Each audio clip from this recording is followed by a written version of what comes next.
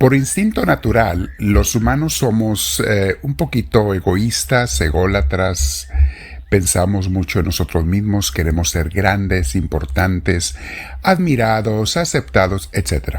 Es un instinto natural.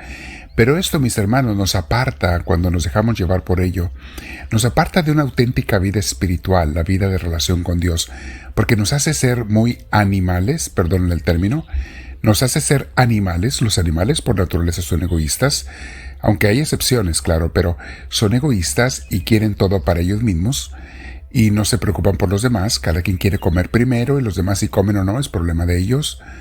A veces los humanos caemos en eso, mis hermanos, el ego, el buscar mi grandeza, lo primero yo. Vamos a meditar sobre eso el día de hoy, mis hermanos, y cómo podemos acercarnos a Dios y qué es lo que Él nos aconseja al respecto para llevar una vida con Él, una vida espiritual con el Señor.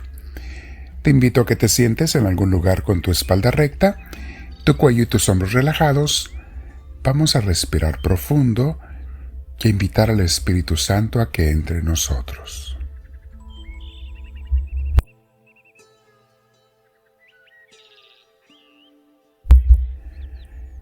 Dile, Espíritu de Dios, ven a mí, te lo pido. Lléname de tu presencia, lléname de tu gracia. Inspírame, Señor, enséñame, Señor. Dame tu luz para que todo lo que piense, haga, diga y hable sea movido, inspirado y aprobado por ti. Bendito seas, Espíritu de Dios, que todo honor y toda gloria sean por siempre dados a ti. Amén. Muy bien, mis hermanos, vamos a meditar el día de hoy sobre ese tema que se llama el ego contra la humildad, porque son polos opuestos. O sea, el yo primero, contra el cómo sirvo a los demás. ¿Se fijan? Son cosas contrarias. ¿Cómo puedo servir a los demás? ¿Cómo puedo asegurarme que estén bien? Eso es el amor cristiano. Contra el yo primero. Y los demás si alcanzan bien y si no, allá ellos. O el yo merezco. Yo merezco esto, merezco aquello, merezco que me den, que me paguen, que esto, que el otro, contra el no me tienen que dar siempre todo. Sí, voy a veces a exigir lo que es justo, pero cuando Dios quiera que no me den todo, que se haga lo que Él quiera. ¿Notan la diferencia, mis hermanos? Qué bien se siente la paz de Dios en el vientre, aquí abajo del esternón.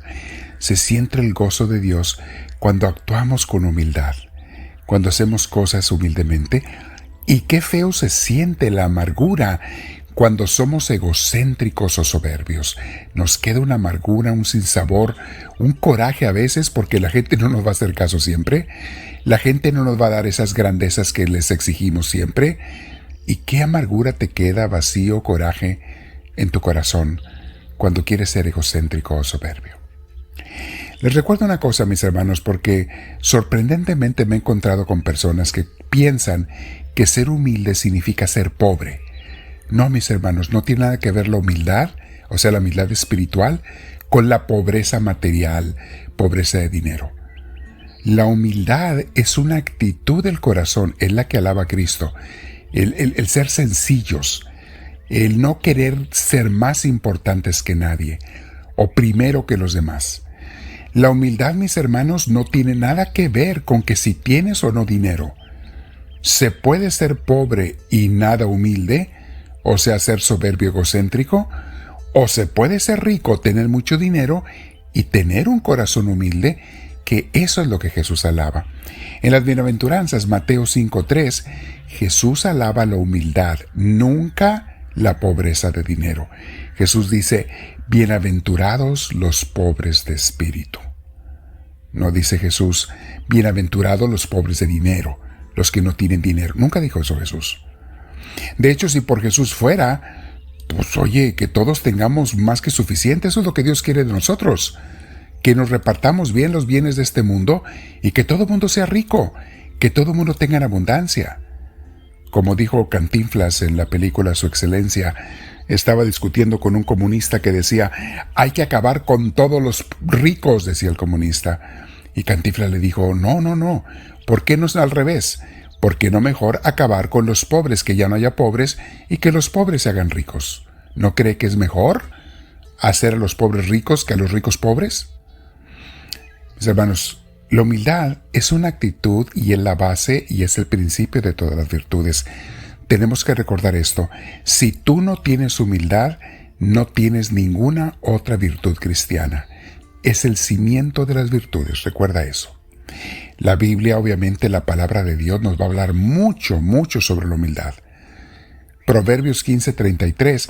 Les recuerdo que las citas bíblicas, yo las palabras las cambio a la terminología moderna y a la cultura moderna. Entonces las palabras de la Biblia trato de actualizarlas y es lo que les leo, pero ustedes pueden leer en su Biblia, les doy la cita bíblica para que lean el texto como está allí. Yo se los explico, se los desarrollo. Proverbios 15:33 dice, el respeto a Dios te llena de sabiduría. La humildad precede a la honra. O sea, el respeto a Dios, que le llama el Antiguo Testamento el temor a Dios, eso te va a llenar de sabiduría. Y la humildad te va a traer la honra, es la que vale la pena, la humildad.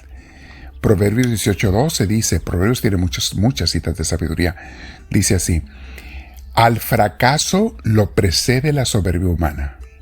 O sea, siempre que hay soberbia, mis hermanos, vas al fracaso de una u otra manera. Y dice, a los honores los precede la humildad. Aquellos que son humildes serán los que tarde o temprano recibirán el verdadero honor. Proverbios 11:2 dice, el orgulloso se gana el desprecio de los demás. Así es.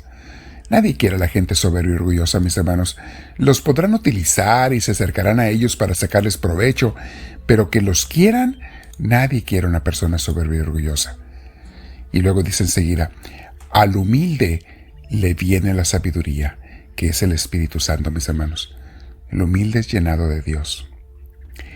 Colosenses 3:12, San Pablo le dice a los primeros cristianos de Colosos, por lo tanto, como escogidos de Dios, santos y amados, revístanse de afecto entrañable y de bondad. Oílo bien, ustedes son santos, son amados de Dios, estén llenos de un afecto y de bondad. Y luego dice, de humildad, de amabilidad y paciencia. Mis hermanos, tú no puedes tener amabilidad y paciencia si eres una persona soberbia. Es más, no puedes ni siquiera amar como Cristo nos manda amar. Porque el soberbio solo piensa en sí mismo, en que le amen a él o a ella, en que le den grandezas, no en ayudar y servir a nadie. Filipenses 2:3 dice, no hagan nada por egoísmo o vanidad, más bien con humildad consideren a los demás como superiores a ustedes mismos. Eso no significa que tienes que quitarte la dignidad que tú tienes, mis hermanos. Significa que le des la importancia a los otros como tus hermanos, que el amor cristiano te lleve a eso. Y siempre con humildad. La soberbia te quiere hacer pensar que eres más que los demás. No, es más santo pensar que tienes que ser más pequeño. No porque valgas menos, no porque sea menos, claro que no. No eres menos que nadie ni más que nadie. Pero es mejor que pienses con humildad de ti que con grandeza. Así te mantendrás en el campo de la santidad, de los seguidores de Cristo. Y Efesios 4:2 dice lo siguiente, sean siempre humildes y amables, pacientes, tolerantes unos con otros en el amor de Cristo. ¿Se fijan cómo San Pablo y la Biblia en general, cuando quiere que vivamos la fe como debe de ser, nos invita siempre a la humildad? Cuando quiere que seamos personas buenas y santas, que nos arrimemos a Dios, nos invita a la humildad. Mi hermana, mi hermano, esta es una decisión que tenemos que hacer todos los días. A cada rato, cuando alguien me hace enojar, cuando alguien me dice algo, ¿puedo yo contestarle o quedarme calladito? ¿Puedo yo reclamarle o mejor dejarlo pasar? Hay muchas cosas, mis hermanos, que es mejor dejarlas pasar que alegar por ello. Y a veces cuando lo dejas pasar, el otro se da cuenta de su error. Algunas veces te pide disculpas, otras no, pero muchas veces se da cuenta de su error. Quédate platicando con Dios, escoge la humildad, comparte esta enseñanza con tus hermanos y dile a Dios, háblame Señor, que tu siervo te escucha.